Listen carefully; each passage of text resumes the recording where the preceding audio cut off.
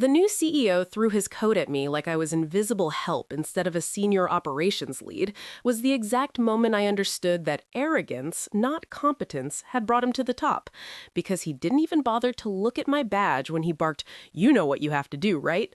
As if I were part of the furniture in the executive hallway. And I remember catching the coat out of pure reflex while half the floor went silent. The kind of silence that happens when people sense a line has been crossed, but no one dares react. I had been with the company for 11 years, survived 3 restructures, 2 mergers, and 1 federal compliance audit that would have shut us down if I hadn't quietly fixed what previous leadership ignored. And yet, here was Nathan Crowell, freshly hired from a flashy tech startup, treating me like an assistant on his first morning, assuming authority without bothering to learn who actually kept the machine running. I hung the coat neatly because experience had taught me patience was a sharper weapon than confrontation, and I watched as his executive assistant, Maria Alvarez, froze for just half a second before meeting my eyes with something close to apology, because she knew exactly who I was, even if he didn't. Over the next 2 weeks, Nathan made a show of asserting dominance, interrupting meetings, dismissing warnings, rewriting procedures he didn't understand, and using phrases like optics over process, which was corporate code for "I don't care how it works as long as it looks good." And each time I documented quietly, not out of spite, but because I had learned that people like him always leave a paper trail when they think they're untouchable. The breaking point came during a board prep meeting when he publicly corrected me on a compliance requirement he was completely wrong about, waving off my explanation with a smirk and saying, "Lauren, I need you to stay in your lane."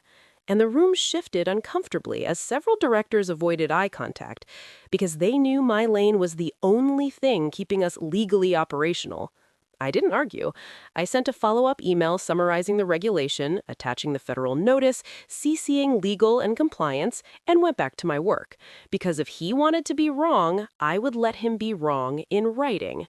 3 days later, the secretary bowed to me, and I don't mean figuratively. I mean Maria actually lowered her head slightly and stepped aside as I entered the executive suite. A gesture so subtle most people missed it, but loaded with meaning, because that was the morning Nathan realized he had made a catastrophic mistake. A federal compliance officer had arrived unannounced, responding to a whistleblower report filed months earlier that I had been managing discreetly under the previous CEO.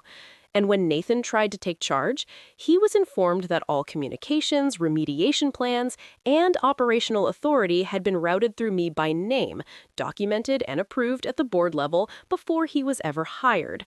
I watched the color drain from his face as Maria placed a thick folder in front of him, the one I had prepared long before his arrival, detailing risks, fixes, and signed acknowledgments, and for the first time since he walked in throwing coats and commands, he looked at me, not past me, with something close to fear.